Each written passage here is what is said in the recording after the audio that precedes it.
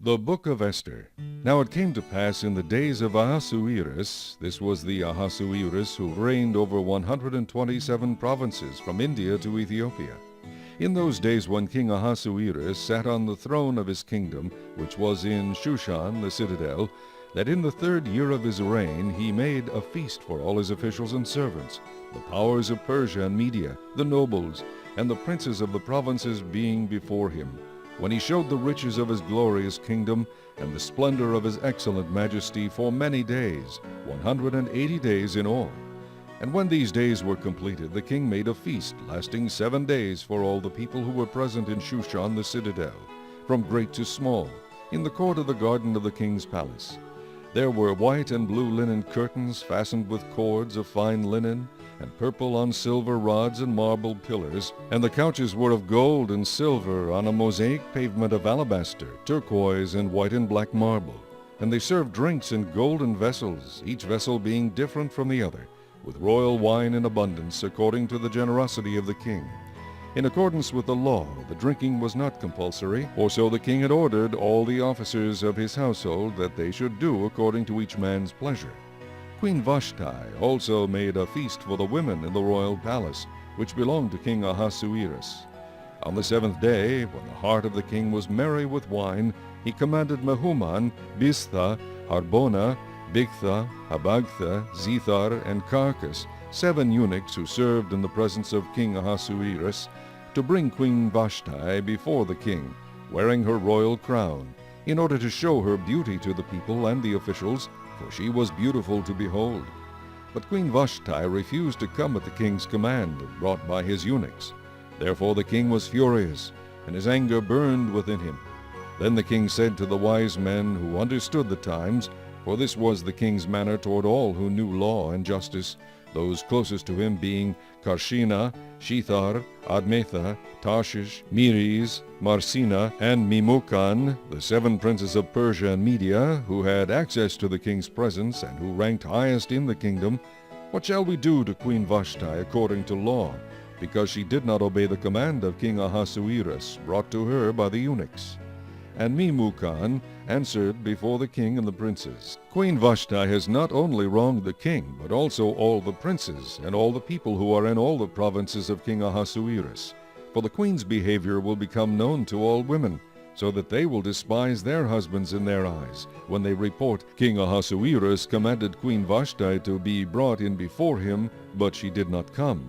This very day the noble ladies of Persia and Media will say to all the king's officials that they have heard of the behavior of the queen. Thus there will be excessive contempt and wrath. If it pleases the king, let a royal decree go out from him, and let it be recorded in the laws of the Persians and the Medes, so that it will not be altered, that Vashti shall come no more before King Ahasuerus, and let the king give her royal position to another who is better than she. When the king's decree which he will make is proclaimed throughout all his empire, for it is great, all wives will honor their husbands both great and small.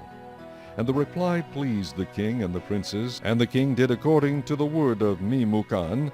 Then he sent letters to all the king's provinces, to each province in its own script, and to every people in their own language, that each man should be master in his own house, and speak in the language of his own people.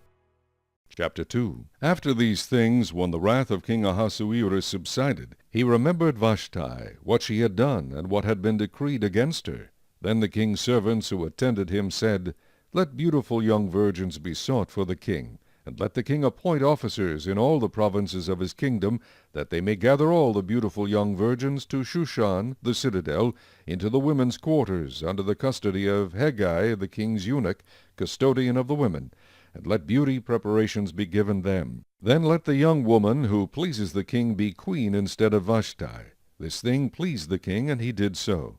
In Shushan the citadel there was a certain Jew whose name was Mordecai, the son of Jair, the son of Shimei, the son of Kish, a Benjamite. Kish had been carried away from Jerusalem with the captives who had been captured with Jeconiah, king of Judah, whom Nebuchadnezzar, the king of Babylon, had carried away. And Mordecai had brought up Hadassah, that is Eshter, his uncle's daughter, for she had neither father nor mother. The young woman was lovely and beautiful. When her father and mother died, Mordecai took her as his own daughter. So it was, when the king's command and decree were heard, and when many young women were gathered at Shushan the citadel, under the custody of Hegai, that Eshter also was taken to the king's palace, into the care of Hegai, the custodian of the women. Now the young woman pleased him, and she obtained his favor. So he readily gave beauty preparations to her, besides her allowance. Then 7 choice maidservants were provided for her from the king's palace, and he moved her and her maidservants to the best place in the house of the women. Eshter had not revealed her people or family, for Mordecai had charged her not to reveal it. And every day Mordecai paced in front of the court of the women's quarters to learn of Esther's welfare and what was happening to her.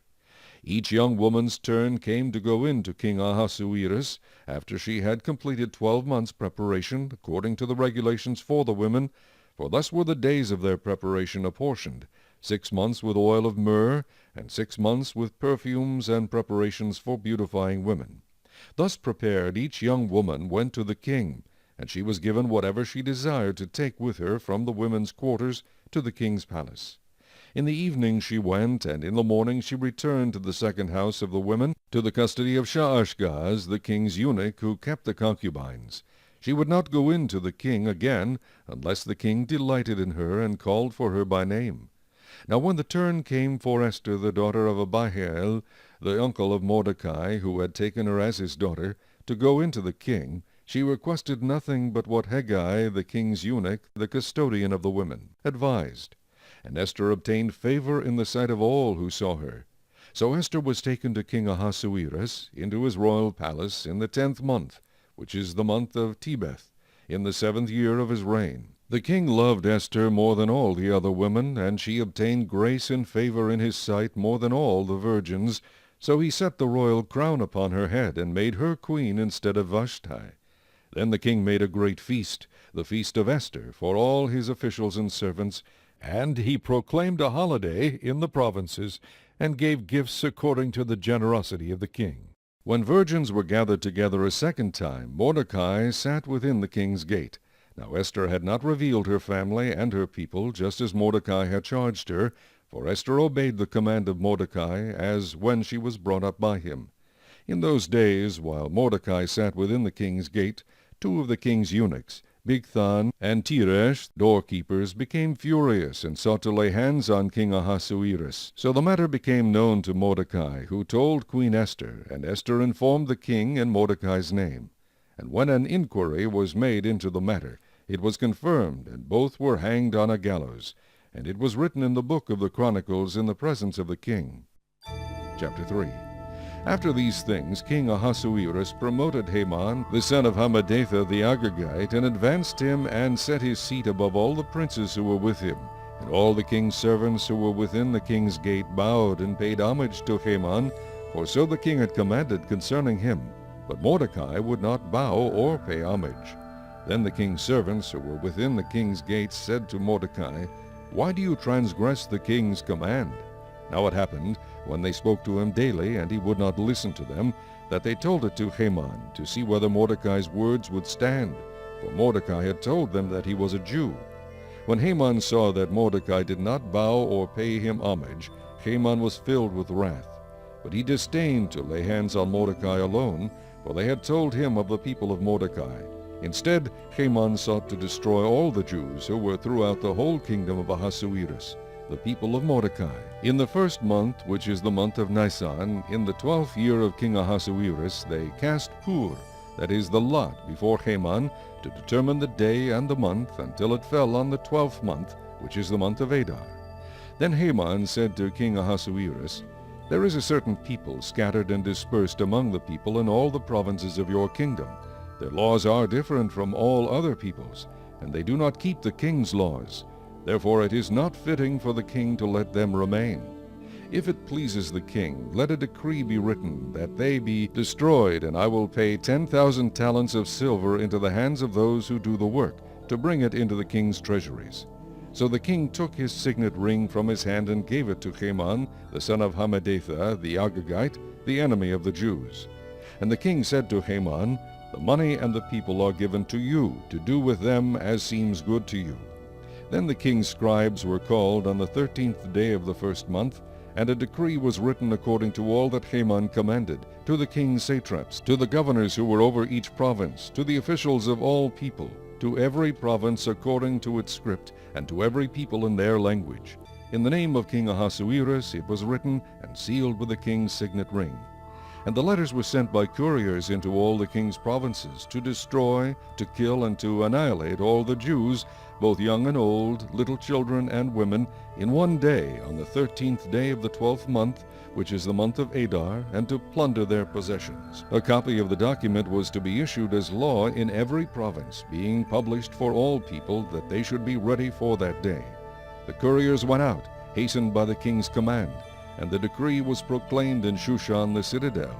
So the king and Haman sat down to drink, but the city of Shushan was perplexed. Chapter 4. When Mordecai learned all that had happened, he tore his clothes and put on sackcloth and ashes, and went out into the midst of the city. He cried out with a loud and bitter cry. He went as far as the front of the king's gate, for no one might enter the king's gate clothed with sackcloth.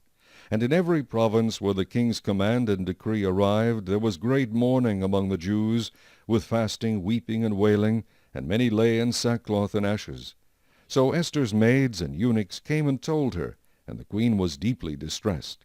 Then she sent garments to clothe Mordecai, and take his sackcloth away from him, but he would not accept them. Then Esther called Hathach, one of the king's eunuchs, whom he had appointed to attend her, and she gave him a command concerning Mordecai, to learn what and why this was. So Hathach went out to Mordecai in the city square that was in front of the king's gate. And Mordecai told him all that had happened to him, and the sum of money that Haman had promised to pay into the king's treasuries to destroy the Jews. He also gave him a copy of the written decree for their destruction, which was given at Shushan, that he might show it to Esther and explain it to her, and that he might command her to go in to the king to make supplication to him and plead before him for her people. So Hathach returned and told Esther the words of Mordecai.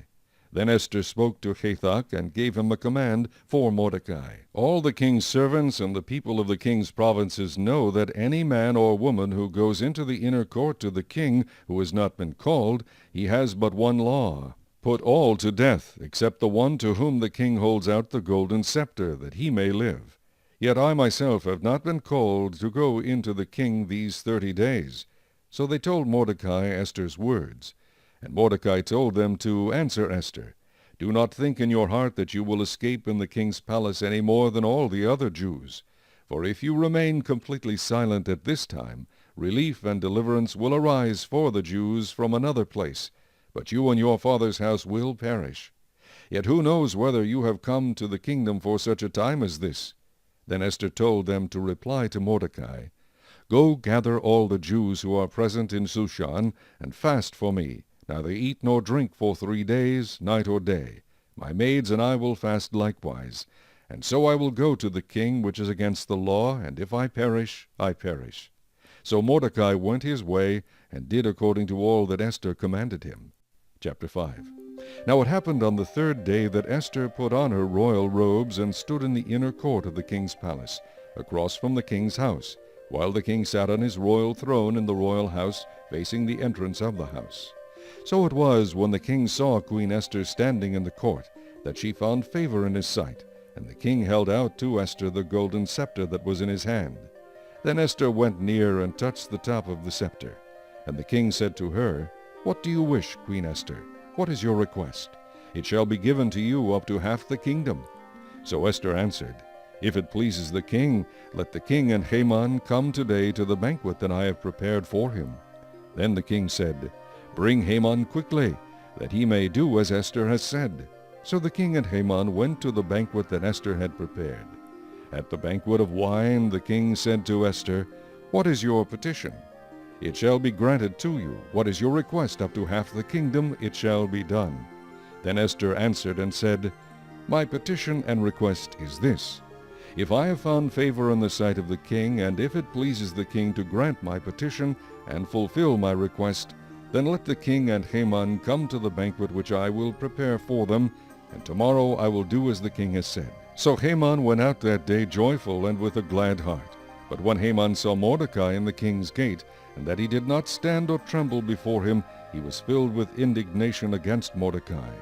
Nevertheless Haman restrained himself and went home, and he sent and called for his friends and his wife Zeresh. Then Haman told them of his great riches, the multitude of his children, everything in which the king had promoted him, and how he had advanced him above the officials and servants of the king. Moreover, Haman said, "Besides, Queen Esther invited no one but me to come in with the king to the banquet that she prepared, and tomorrow I am again invited by her, along with the king. Yet all this avails me nothing so long as I see Mordecai the Jew sitting at the king's gate." Then his wife Zeresh and all his friends said to him, "Let a gallows be made, 50 cubits high, and in the morning suggest to the king that Mordecai be hanged on it. Then go merrily with the king to the banquet." And the thing pleased Haman, so he had the gallows made. Chapter 6. That night the king could not sleep, so one was commanded to bring the book of the records of the Chronicles, and they were read before the king. And it was found written that Mordecai had told of Bigthana and Teresh, two of the king's eunuchs, the doorkeepers who had sought to lay hands on King Ahasuerus. Then the king said, "What honor or dignity has been bestowed on Mordecai for this?" And the king's servants who attended him said, "Nothing has been done for him." So the king said, "Who is in the court?" Now Haman had just entered the outer court of the king's palace to suggest that the king hang Mordecai on the gallows that he had prepared for him. The king's servant said to him, "Haman is there, standing in the court." And the king said, "Let him come in." So Haman came in, and the king asked him, "What shall be done for the man whom the king delights to honor?" Now Haman thought in his heart, "Whom would the king delight to honor more than me?" And Haman answered the king, "For the man whom the king delights to honor, let a royal robe be brought which the king has worn, and a horse on which the king has ridden, which has a royal crest placed on its head. Then let this robe and horse be delivered to the hand of one of the king's most noble princes, that he may array the man whom the king delights to honor. Then parade him on horseback through the city square, and proclaim before him, 'Thus shall it be done to the man whom the king delights to honor.'" Then the king said to Haman, "Hurry, take the robe and the horse as you have suggested, and do so for Mordecai the Jew, who sits within the king's gate. Leave nothing undone of all that you have spoken." So Haman took the robe and the horse, arrayed Mordecai, and led him on horseback through the city square, and proclaimed before him, "Thus shall it be done to the man whom the king delights to honor." Afterward Mordecai went back to the king's gate, but Haman hurried to his house, mourning and with his head covered. When Haman told his wife Zeresh and all his friends everything that had happened to him, his wise men and his wife Zeresh said to him, "If Mordecai, before whom you have begun to fall, is of Jewish descent, you will not prevail against him, but will surely fall before him." While they were still talking with him, the king's eunuchs came and hastened to bring Haman to the banquet which Esther had prepared. Chapter 7. So the king and Haman went to dine with Queen Esther. And on the second day, at the banquet of wine, the king again said to Esther, "What is your petition, Queen Esther? It shall be granted you. And what is your request, up to half the kingdom? It shall be done." Then Queen Esther answered and said, "If I have found favor in your sight, O king, and if it pleases the king, let my life be given me at my petition, and my people at my request. For we have been sold, my people and I, to be destroyed, to be killed, and to be annihilated. Had we been sold as male and female slaves, I would have held my tongue, although the enemy could never compensate for the king's loss." So King Ahasuerus answered and said to Queen Esther, "Who is he, and where is he, who would dare presume in his heart to do such a thing?" And Esther said, "The adversary and enemy is this wicked Haman." So Haman was terrified before the king and queen. Then the king arose in his wrath from the banquet of wine, and went into the palace garden. But Haman stood before Queen Esther, pleading for his life, for he saw that evil was determined against him by the king. When the king returned from the palace garden to the place of the banquet of wine, Haman had fallen across the couch where Esther was. Then the king said, "Will he also assault the queen while I am in the house?" As the word left the king's mouth, they covered Haman's face. Now Harbona, one of the eunuchs, said to the king, "Look, the gallows, 50 cubits high, which Haman made for Mordecai, who spoke good on the king's behalf, is standing at the house of Haman." Then the king said, "Hang him on it." So they hanged Haman on the gallows that he had prepared for Mordecai. Then the king's wrath subsided. Chapter 8. On that day King Ahasuerus gave Queen Eshter the house of Haman, the enemy of the Jews. And Mordecai came before the king, for Eshter had told how he was related to her. So the king took off his signet ring, which he had taken from Haman, and gave it to Mordecai. And Eshter appointed Mordecai over the house of Haman. Now Eshter spoke again to the king, fell down at his feet, and implored him with tears to counteract the evil of Haman the Agagite, and the scheme which he had devised against the Jews.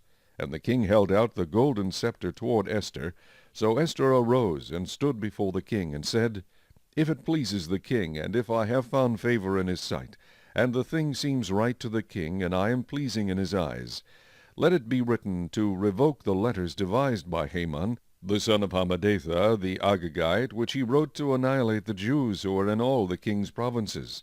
For how can I endure to see the evil that will come to my people? Or how can I endure to see the destruction of my countrymen? Then King Ahasuerus said to Queen Eshter and Mordecai the Jew, Indeed, I have given Eshter the house of Haman, and they have hanged him on the gallows because he tried to lay his hand on the Jews.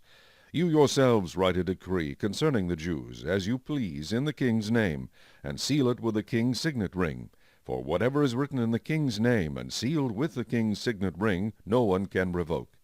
So the king's scribes were called at that time in the 3rd month, which is the month of Sivan, on the 23rd day, and it was written according to all that Mordecai commanded, to the Jews, the satraps, the governors, and the princes of the provinces from India to Ethiopia, 127 provinces in all, to every province in its own script, to every people in their own language, and to the Jews in their own script and language.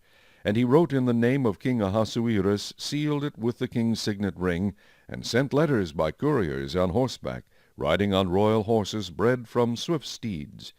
By these letters the king permitted the Jews who were in every city to gather together and protect their lives, to destroy, kill, and annihilate all the forces of any people or province that would assault them, both little children and women, and to plunder their possessions.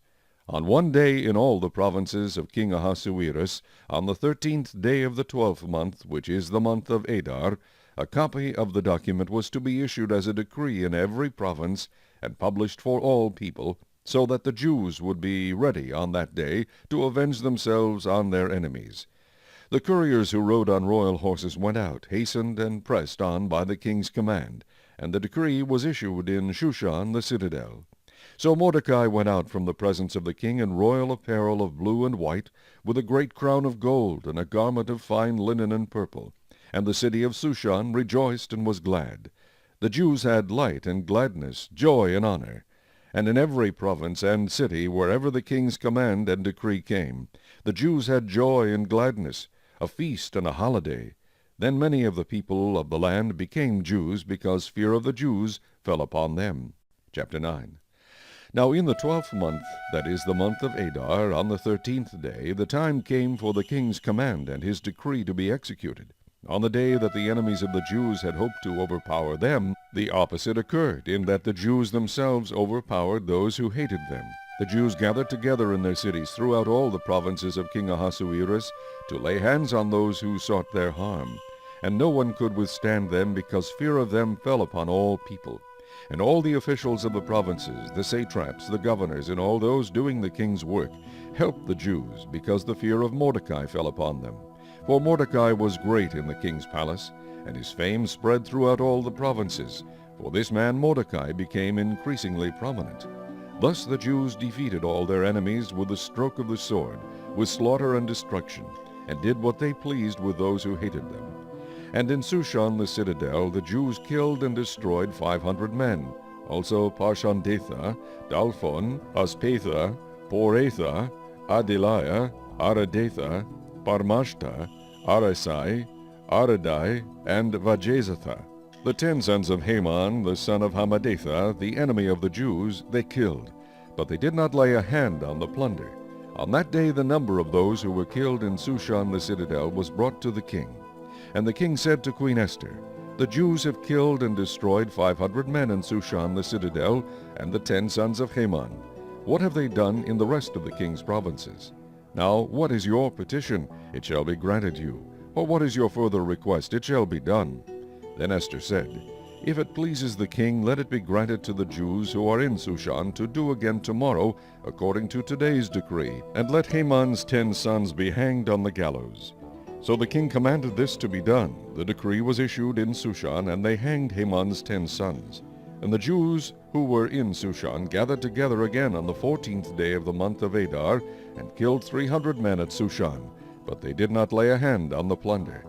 The remainder of the Jews in the king's provinces gathered together and protected their lives, had rest from their enemies, and killed 75,000 of their enemies, but they did not lay a hand on the plunder. This was on the 13th day of the month of Adar, and on the 14th of the month they rested and made it a day of feasting and gladness. But the Jews who were at Shushan assembled together on the 13th day, as well as on the 14th, and on the 15th of the month they rested, and made it a day of feasting and gladness. Therefore the Jews of the villages who dwelt in the unwalled towns celebrated the 14th day of the month of Adar with gladness and feasting, as a holiday, and for sending presents to one another. And Mordecai wrote these things and sent letters to all the Jews, near and far, who were in all the provinces of King Ahasuerus, to establish among them that they should celebrate yearly the 14th and 15th days of the month of Adar, as the days on which the Jews had rest from their enemies, as the month which was turned from sorrow to joy for them, and from mourning to a holiday, that they should make them days of feasting and joy, of sending presents to one another and gifts to the poor. So the Jews accepted the custom which they had begun, as Mordecai had written to them, because Haman the son of Hammedatha the Agagite, the enemy of all the Jews, had plotted against the Jews to annihilate them, and had cast Pur, that is the lot, to consume them and destroy them. But when Eshter came before the king, he commanded by letter that this wicked plot which Haman had devised against the Jews should return on his own head, and that he and his sons should be hanged on the gallows. So they called these days Purim, after the name Pur. Therefore, because of all the words of this letter, what they had seen concerning this matter, and what had happened to them, the Jews established and imposed it upon themselves and their descendants, and all who would join them, that without fail they should celebrate these 2 days every year, according to the written instructions and according to the prescribed time, that these days should be remembered and kept throughout every generation, every family, every province, and every city, that these days of Purim should not fail to be observed among the Jews, and that the memory of them should not perish among their descendants. Then Queen Eshter, the daughter of Abihail, with Mordecai the Jew, wrote with full authority to confirm this second letter about Purim. And Mordecai sent letters to all the Jews, to the 127 provinces of the kingdom of Ahasuerus, with words of peace and truth, to confirm these days of Purim at their appointed time, as Mordecai the Jew and Queen Eshter had prescribed for them, and as they had decreed for themselves and their descendants concerning matters of their fasting and lamenting. So the decree of Eshter confirmed these matters of Purim, and it was written in the book. Chapter 10. And King Ahasuerus imposed tribute on the land and on the islands of the sea. Now all the acts of his power and his might, and the account of the greatness of Mordecai, to which the king advanced him, are they not written in the book of the chronicles of the kings of Media and Persia? For Mordecai the Jew was second to King Ahasuerus, and was great among the Jews, and well received by the multitude of his brethren, seeking the good of his people, and speaking peace to all his countrymen.